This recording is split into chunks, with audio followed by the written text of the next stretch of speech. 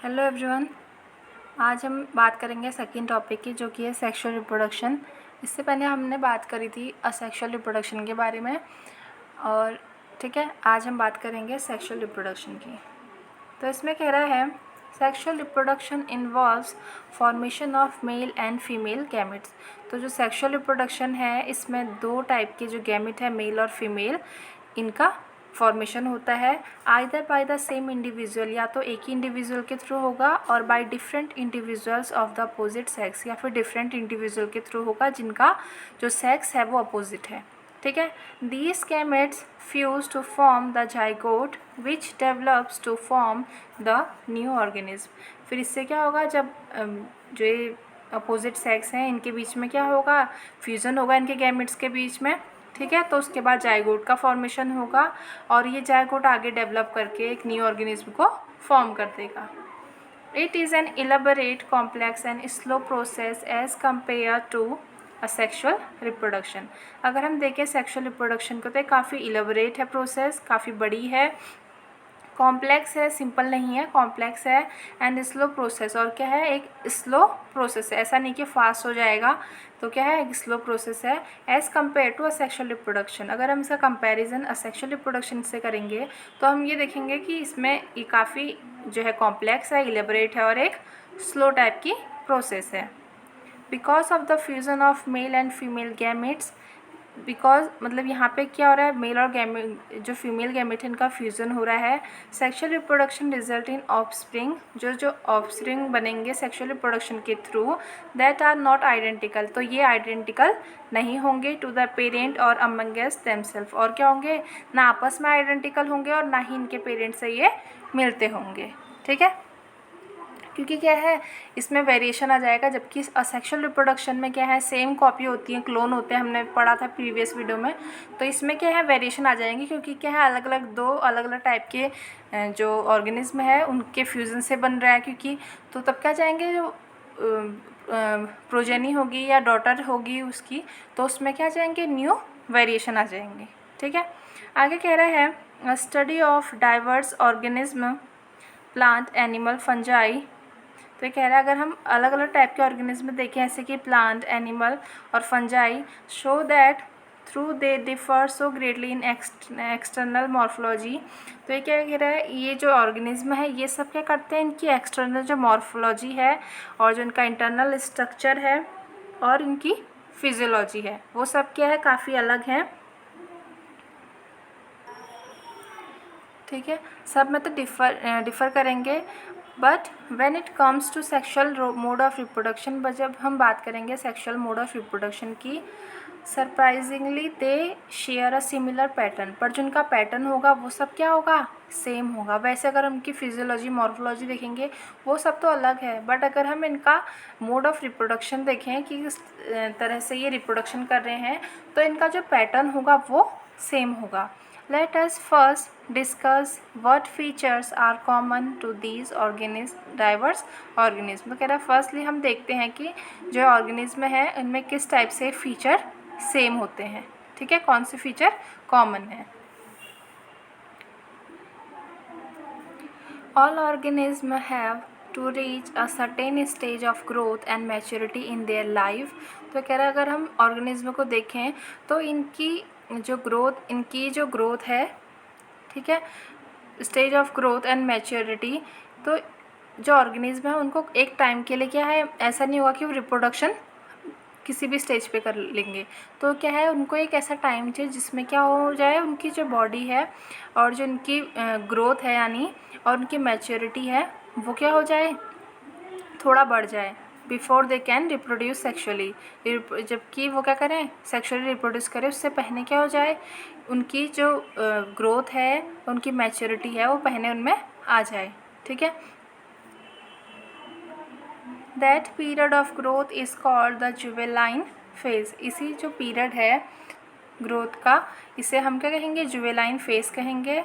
It is known as vegetative phase in plant, और इसी phase को अगर हम प्लांट्स में कहेंगे तो इसे वेजिटेटिव फेज कहेंगे। This phase is of various durations in different organism. तो जो ये फेज है, जुवेलाइन फेज कह रहे हैं जिसे हम, और प्लांट्स में जिसे हम वेजिटेटिव फेज कह रहे हैं, तो इसमें क्या होता है, जो अगर हम इंडिविजुअल देखेंगे तो उसमें इंडिविजुअल टू इंडिविजुअल ये वेरी करेगा, ठीक है, इसका ड्यूरेशन जो है वो चेंज हो जाएगा। आगे कह रहा है the end of juvenile vegetative phase, which mark the beginning of the reproductive phase, can be seen easily in the higher plants when they come to flower। तो वो कह रहा है द एंड ऑफ जुवेलाइन, अगर क्या होगा जब एंड होगा ये जुवेलाइन या वेजिटेटिव फेज़ का, जिसको हम क्या कह रहे हैं, बिगिनिंग कह रहे हैं रिप्रोडक्टिव फेज़ की, can be seen easily in higher plant, इसको हम आसानी से जो हायर प्लांट्स हैं उनमें देख सकते हैं। When they come to flower, जबकि ये क्या करते हैं, फ्लावर करते हैं, उस टाइम का जो इसका स्टेज हो गया उसे हम क्या देख सकते हैं कि इनका ये रिप्रोडक्टिव फेज़ की बिगिनिंग है। How long does it take for marigold, rice, wheat, coconut, mango plant to come to flower. तो ये कह रहा है कितना टाइम लगता है जो मैरीगोल्ड है, राइस है, व्हीट है, कोकोनट है, इन सबको फ्लावरिंग करने में, ठीक है। In some plants where flowering occurs more than once, what would you call the inter-flowering period, जुवेलाइन और मैच्योर। तो ये कह रहा है कुछ प्लांट ऐसे होते हैं where flowering occur more than once, जिनमें जो फ्लावरिंग होती है वो एक से ज़्यादा होती है। What would you call the inter flowering period, तो तुम इस जो इंटर फ्लावरिंग पीरियड है इसे क्या कहोगे, जुवेलाइन फेज कहोगे या फिर मैच्योर कहोगे, ठीक है।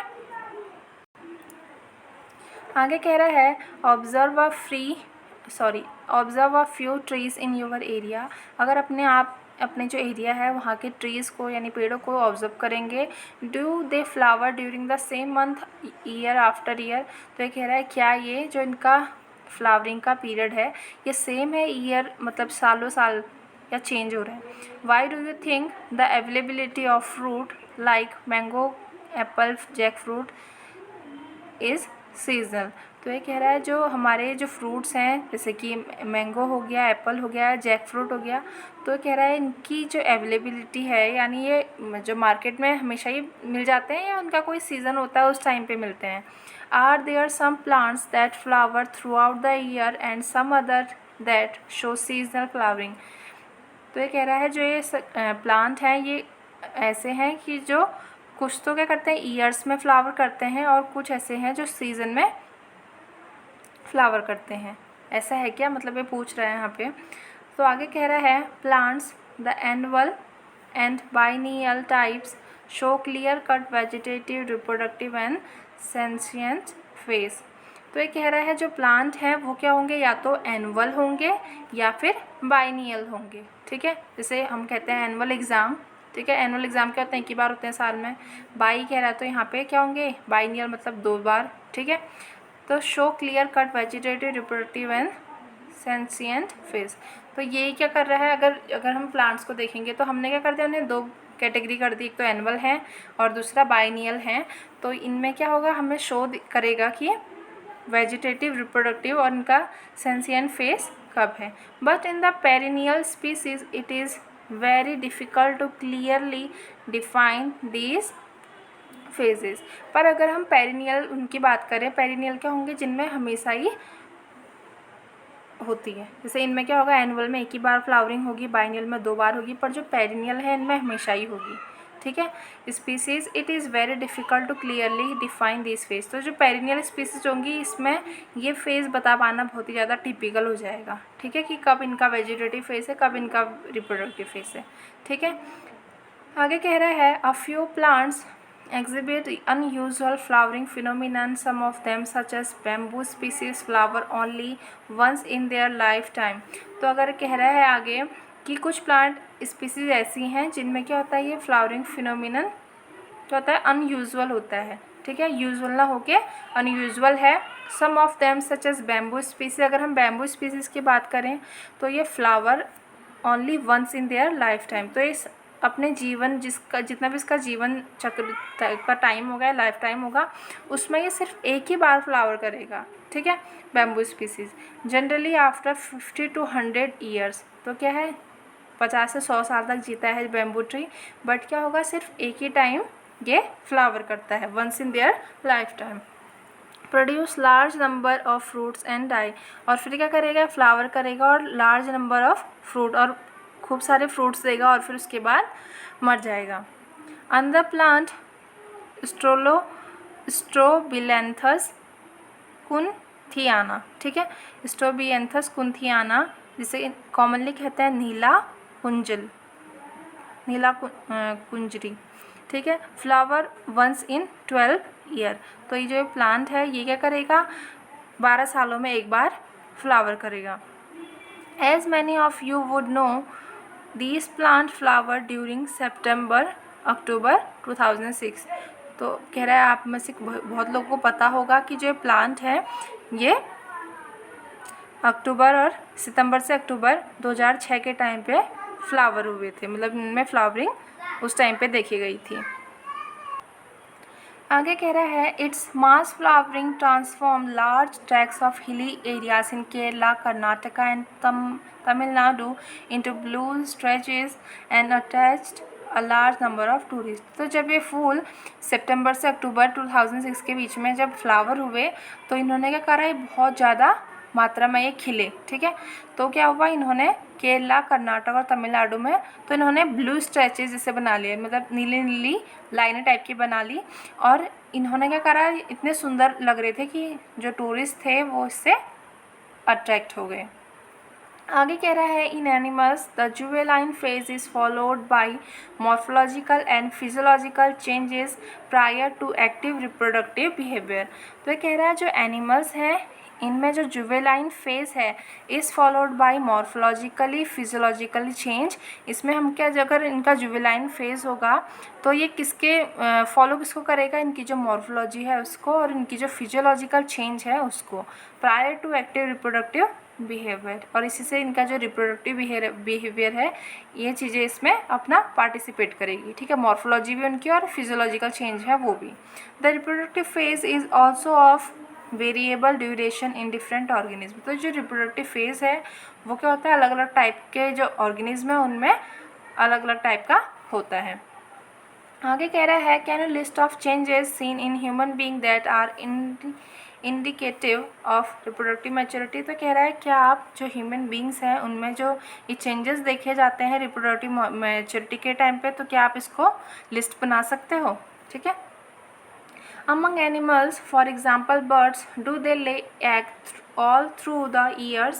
तो कह रहा है जैसे कि एनिमल्स हैं वैसे ही अगर हम एग्जाम्पल लें एनिमल्स हैं बर्ड्स का, तो डू दे ले egg all through the years. तो क्या जो चिड़ियाएँ होती हैं, बर्ड्स होती हैं, वो पूरे ईयर्स एग ले करती हैं, अंडे देती हैं, और इट इज़ सीजनल फिनोमिना, और या फिर ये क्या है, एक सीजनल फिनोमिना है कि सीज़न में ही होगा, उस सीज़न में ये ब्रीड करेंगे, ठीक है।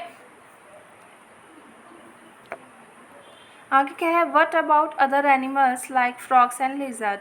तो ये कह रहा है जो एनिमल्स हैं फ्रॉग और लिजर्ड इनके बारे में, मतलब अगर हम देखें इनमें क्या होता है, या तो ये भी थ्रू आउट जो ईयर है तब तक ब्रीड करते हैं या इनका भी कोई सीजनल टाइम होता है।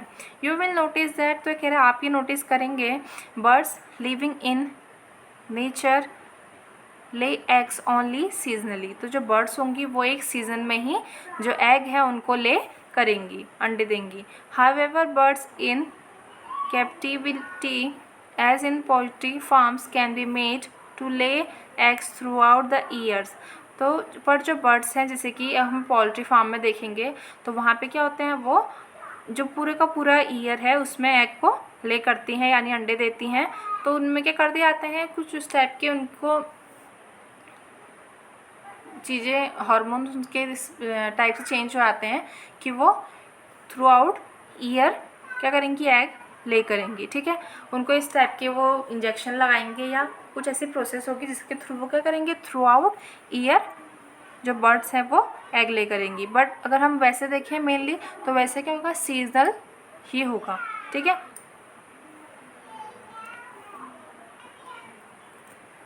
आगे कह रहा है in this case laying eggs is not related to reproductive but is commercially exploitation for human welfare.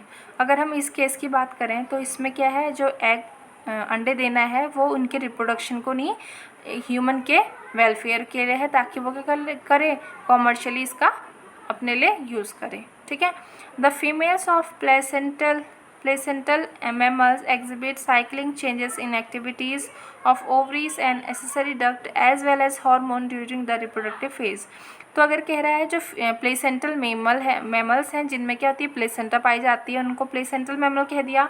तो उनकी जो फीमेल्स हैं उनमें क्या होता है जो साइकिलिंग चेंज होती है, उनकी जो बॉडी में जो भी साइकिल चेंज होती है तो उनकी जो ओवरी है और उनकी एक्सेसरी डक्ट है वहाँ पे क्या होती है इस टाइप की एक्टिविटी होती है और या फिर और हार्मोन होते हैं जो क्या करते हैं मतलब हार्मोन का जो बैलेंस है वो थोड़ा वहाँ पे ऊपर नीचे हो जाएगा उस टाइम पे ड्यूरिंग द रिप्रोडक्टिव फेज। और किस टाइम पे रिप्रोडक्टिव फेज में, ठीक है।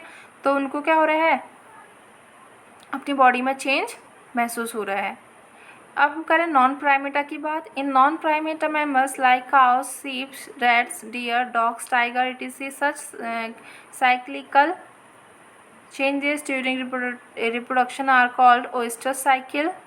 तो अगर हम ये जो हमारे मैमल्स हैं जिन्हें हम नॉन प्राइमेटा कह रहे हैं ये मैमल्स जैसे कि काव हो गई, गाय, शेप, भेड़ें हो गई, रैट हो गया, डियर हो गया, डॉग, टाइगर, तो इन सब में क्या होता है साइक्लिक चेंज होती है उनमें भी रिप्रोडक्शन के टाइम पे। तो इसे हम कहते हैं ओस्ट्रस साइकिल। नॉन प्राइमेटा में कहेंगे ओस्ट्रस साइकिल और प्राइमेटा में इसे कहेंगे menstrual cycle. Whereas in primates जैसे कि मॉन्की है, एप्स और ह्यूमन है, इसमें हम इसे कहेंगे मेंस्ट्रुअल साइकिल। ठीक है, जो भी चेंजेस बॉडी में आएंगे उसको अगर नॉन प्राइमेटा में देखेंगे तो ओस्ट्रस साइकिल और प्राइमेटा में देखेंगे तो menstrual cycle. Many mammals specially those living in natural wild condition exhibit such cycles only during favorable season in their reproductive। ठीक है, तो ये कह रहा है जो बहुत सारे मैमल्स हैं जो कहाँ रहते हैं नेचुरल जो हैबिट है वहाँ रहते हैं या वाइल्ड कंडीशंस में रहते हैं, इनमें क्या होता है ये साइकिल्स होती है ओनली जब फेवरेबल सीज़न होगा उसी टाइम पे ही साइकिलिंग इनकी स्टार्ट होती है। ठीक है, और टाइम नहीं होगी, ओनली कब होगी फेवरेबल जब इनका सीज़न होगा तभी ये रिप्रोडक्टिव साइकिल में स्टार्ट होगी। आगे कह रहा है and are therefore called seasonal breeder. तो इस टाइप के जो ब्रीडर हैं जिनमें क्या हो रहा है सीज़न टू सीज़न इस टाइप की चीज़ें हो रही है तो उसे हम कहेंगे seasonal breeder. Many other mammals are reproductively active throughout their reproductive phase and hence are called continuous breeder। और जो अलग मैमल्स हैं जिनमें क्या होगा जो रिप्रोडक्टिव वो क्या है एक्टिव है और वो उनकी जो रिप्रोडक्टिव फेज है उसमें वो कभी भी जो उनका ब्रीड है कभी भी कर सकते हैं तो उन्हें कह दिया कंटिन्यूस ब्रीडर। और जिनका क्या है एक सीज़न है उसी में वो ब्रीड करेंगे तो उन्हें सीजनल ब्रीडर कह दिया और जो कंटिन्यूसली ब्रीड कर सकते हैं उन्हें कंटिन्यूस ब्रीडर कह दिया। ठीक है, आगे कह रहा है at we all grow old. तो कह रहा है जिससे कि हम सभी क्या हो जाएंगे एक टाइम के बाद ओल्ड हो जाएंगे if will live long enough. तो यहाँ पे कंडीशन ही बता रहा है कि अगर हम क्या है ज़्यादा टाइम तक जिएंगे तभी कह रहा है हम ओल्ड होंगे, ऐसे नहीं कि हम छोटी उम्र में ओल्ड हो जाएंगे। तो हमें क्या है उतना जीना भी तो पड़ेगा, तो वही बात कह रहा है कि if we live long enough is sometime something that we recognise. अगर हम ओल्ड हो जाएंगे तो हम ये रिकॉग्नाइज करेंगे but what is meant by growing old. तो कह रहा है पर ओल्ड होने का मतलब होता क्या है। The end of reproductive phase can be considered as one of the parameter of senses और ओल्ड एज। तो कह रहा है एक अगर हम पैरामीटर अगर हम निकालेंगे कि ओल्ड होने का क्या पैरामीटर है तो हम उसमें ये भी निकाल सकते हैं कि आप क्या नहीं कर पाओगे reproductive phase can be considered as the one of the parameter of senses और ओल्ड और एज। तो आपका अगर एंड हो गया रिप्रोडक्टिव फेज का तो हम इसे क्या कह सकते हैं कि आप ओल्ड हो, ये एक हम पैरामीटर बना सकते हैं। There are concomitant changes in the body like slowing of metabolism etc during this last phase of life span. तो ये कह रहा है और जो ये हमारा लास्ट फेज़ है लाइफ का तो इसमें क्या हो जाएगा जो हमारी बॉडी है उसमें काफ़ी सारे चेंज होंगे जैसे कि जो हमारा मेटाबॉलिज्म है वो काफ़ी स्लो हो जाएगा। ठीक है, old age ultimately leads to death. और अगर आप बहुत ज़्यादा बूढ़े हो जाओगे ओल्ड हो जाओगे तो उसके बाद क्या हो जाएगा अल्टीमेटली आपकी डेथ हो जाएगी। In both plants and animals, hormones are responsible for the transition between the three phases. तो ये कह रहा है जो प्लांट और एनिमल है इन दोनों में ही क्या होता है, जो हार्मोन्स होते हैं वो रिस्पॉन्सिबल होते हैं ये जो 3 फेज़ हैं इनके लिए, ठीक है, इनके ट्रांजिशन के लिए ये 3 फेज़ रिस्पॉन्सिबल होते हैं. Interaction between hormones and certain environmental factor regulate the reproductive processes. तो ये कह रहा है जो इंटरेक्शन होता है हार्मोन्स का और इन्वायरमेंटल फैक्टर का, यही क्या करते हैं, रेगुलेट करता है रिप्रोडक्टिव प्रोसेसेस को. And the associated behaviour expressions of organism. और क्या है, जो भी उनका बिहेवियर होता है ऑर्गेनिज्म का, ये भी सब क्या जो हार्मोन और इन्वायरमेंटल फैक्टर है यही इसको रेगुलेट करते हैं. आगे कह रहा है इवेंट्स इन सेक्सुअल रिप्रोडक्शन. अगर हम सेक्सुअल रिप्रोडक्शन में जो इवेंट है देखेंगे तो कौन से हैं. After attainment of maturity all sexually reproductive organism exhibit events and processes that have remarkable fundamental similarity. तो ये कह रहा है आफ्टर अटेनमेंट ऑफ मैच्योरिटी, अगर आप क्या कर लेते हो, मैच्योरिटी अटेन कर लेते हो, ठीक है, तो रिप्रोडक्शन कब होगा, जब आपके हो जाएगा एक एज के बाद आप क्या जाते हो, मैच्योर हो जाती है आपकी बॉडी, ठीक है, तो तभी उसकी बात कर रहा है कि तब की बात कर रहा है कि जब आपकी बॉडी मैच्योर हो जाएगी. आफ्टर अटेनमेंट ऑफ मैच्योरिटी, जब आप मैच्योर हो जाओगे, all sexually reproductive organism exhibit event. तो जो रिप्रोडक्टिव जो ऑर्गेनिज्म है इन सब में क्या होता है, कुछ इवेंट होते हैं और प्रोसेसेस होती हैं जो कि क्या होती है, रिमार्केबल होती हैं, फंडामेंटली तो सिमिलर होंगी. Even through the structure associated with sexual reproduction are indeed very different. पर क्या होंगी, प्रोसेस तो सिमिलर होंगी बट क्या जो होंगे स्ट्रक्चर होंगे वो क्या होंगे यहाँ पे थोड़ा डिफरेंट होंगे. The events of sexual reproduction through elaborate and complex. तो जो इवेंट होंगे सेक्सुअल रिप्रोडक्शन में वो क्या होंगे, काफ़ी इलेबोरेट होंगे और कॉम्प्लेक्स होंगे, हमें पहले भी पढ़ा था अभी. फॉलो और रेगुलर सीक्वेंस, पर जो उनकी सीक्वेंस होगी वो क्या होगी, एक रेगुलर सीक्वेंस होगी. Sexual reproduction is characterised by the fusion और fertilisation of the male and female gametes. तो क्या होगा यहाँ पे, मेल और फीमेल गैमेट का क्या होगा, मिलेंगे, फ्यूज़ करेंगे, फर्टिलाइजेशन होगा, फिर फॉर्मेशन होगा जाइगोट का एंड एम्ब्रायोजेनेसिस होगी. For convenience these sequence events may be grouped in 3 distinct stages, namely the pre-fertilization, fertilization and post-fertilization event.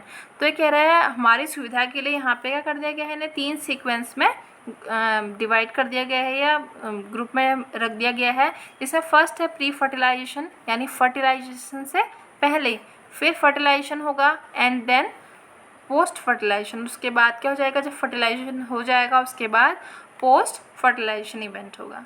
ठीक है, कल से अब हम पढ़ेंगे इसमें प्री फर्टिलाइजेशन इवेंट, फिर उसके बाद हम फर्टिलाइजेशन पढ़ेंगे और उसके बाद लास्ट में पोस्ट फर्टिलाइजेशन इवेंट पढ़ेंगे. ठीक है.